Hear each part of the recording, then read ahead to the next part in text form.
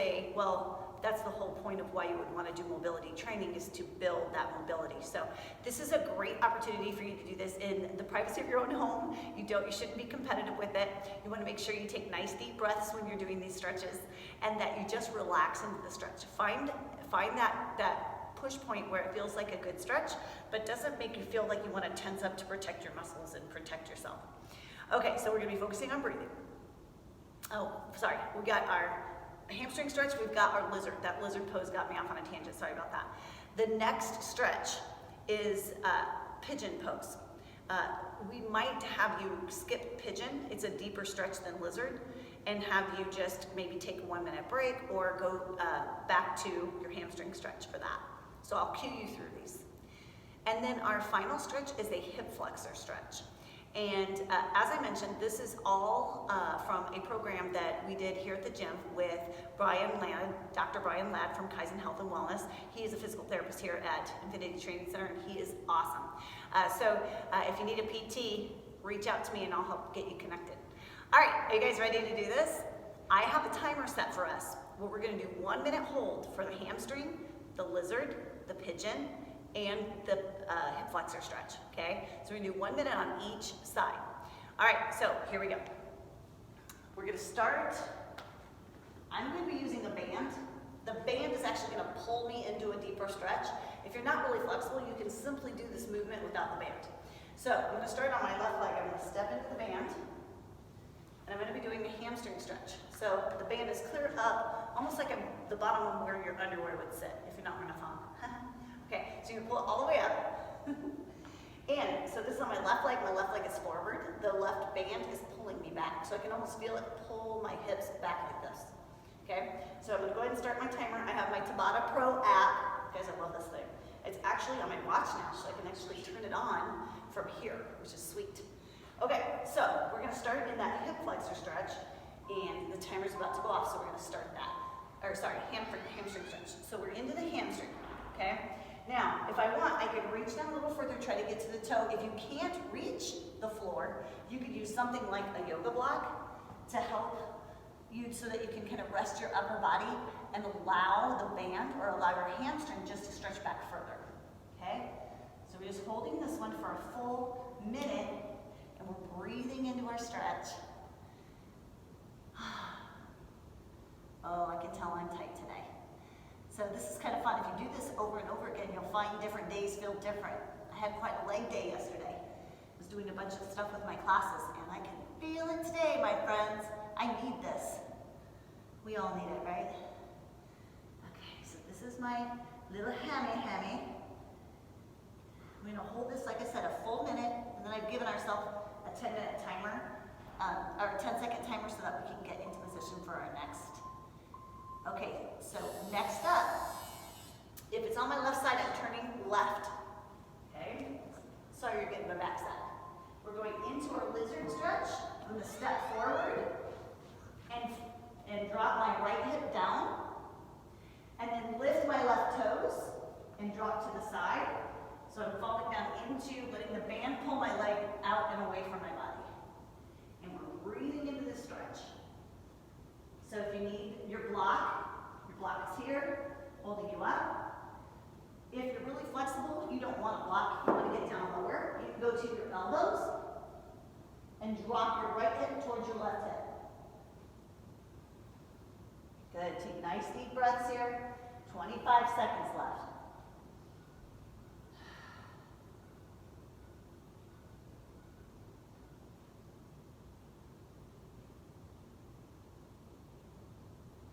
Deep breaths, 10 seconds.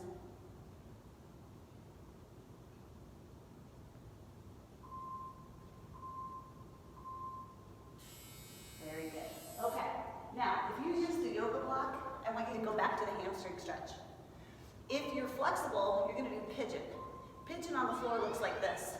I'm gonna turn my body away from you. Just want you to see a visual.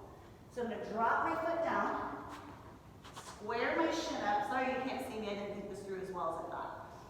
Flex your left foot, and then drop forward, allowing the band to pull your hip to give you some mobility. Give you a little extra stretch in there.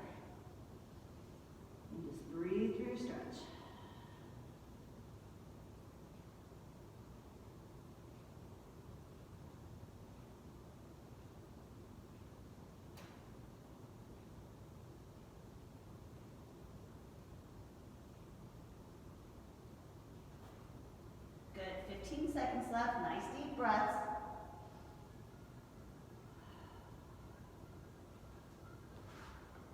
You can even do like a reach across.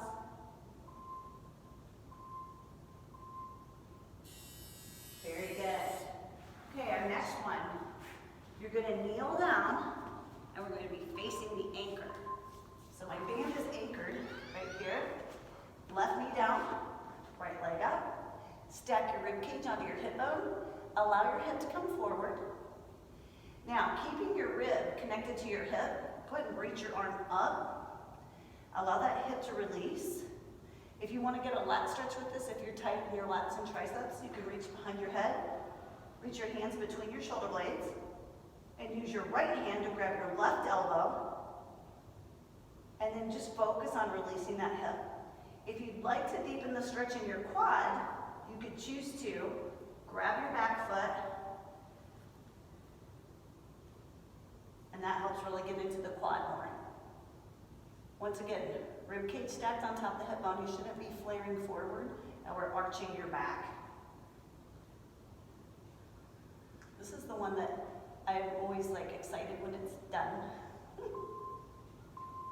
Okay, this is our fourth exercise. So we're halfway done now. We're going to switch to the other leg. So if this is the first time you've ever watched this, my apologies, I wasn't thinking that I'd be turning away from you. Keep watching, keep trying. This can be testing, right? It's not comfortable. It doesn't help that your instructor turned her back to you half the time. Should have done this leg first. Okay, so we're reaching forward. We're on our second leg. I switched legs. We're doing the first exercise with the first stretch. That first stretch was hamstring. Here's your yoga block, or if you have something sturdy that's 12 to 18 inches up, if you're really tight, this might be helpful. You might just be right here. If your hamstrings are really tight, it's cool. You're in good position. Breathing through your stretch. Each stretch is a minute long. We're really just trying to elongate the back side of your body. Nice deep breaths. 13 seconds left.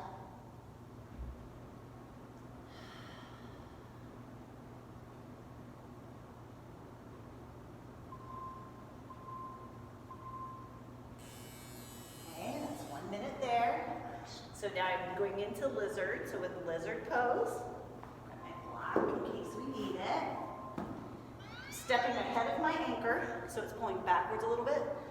I drop down, so if I need my yoga block, this band's pulling on me. I have to work on my balance here, okay? But the band, the purpose of it is to kind of give you tension that way, right? So that's kind of opening the hip up more. Up on your heel, right heel is up, or right toes are up, your weight is in the heel, and rotate your right knee towards the anchor. So this is just stretching out the inner thigh, the hip in general, okay? If you're more mobile, if you are more flexible, you might be with hands on the floor, or you might even go to your elbows. Sorry if you can't see. I'm holding this one for a full minute, just breathing through the stretch.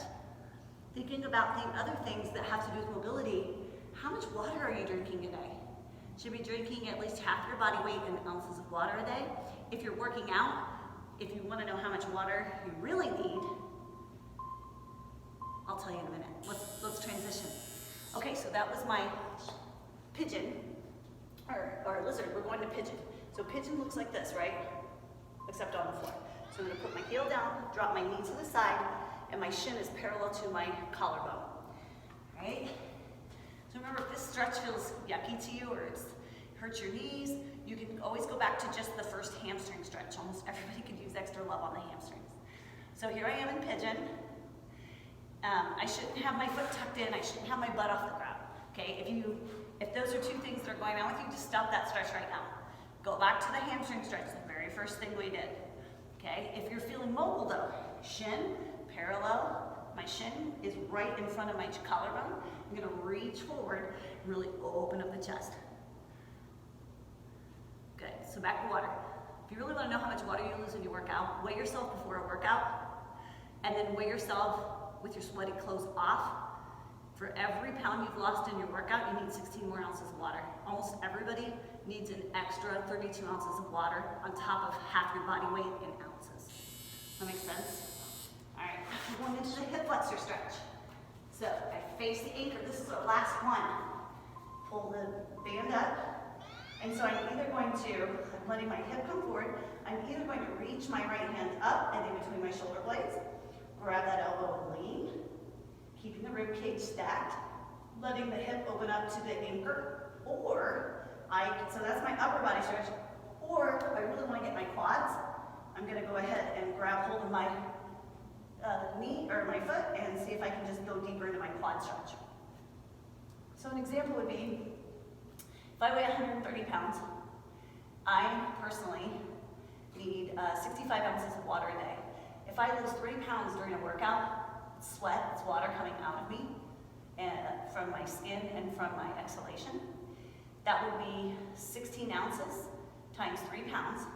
So that'd be 48 ounces on top of the 65 I already need. So that's over 100 ounces of water I need every day. So if you're feeling like that's difficult to do, that's something to work on because mobility, we're done. Mobility plays a big part, hydration plays a big part in mobility. They're super, super important. So a lot of times I get the question, well, can I put Mio in my water? And I always say, if you're trying to lose weight, I would work real hard on getting rid of that sweet tooth that you're creating. So you're enhancing that every time you drink something sweet, it's basically like a pacifier. It's like, I want something. So if you can lose that desire, if you can work on losing the desire to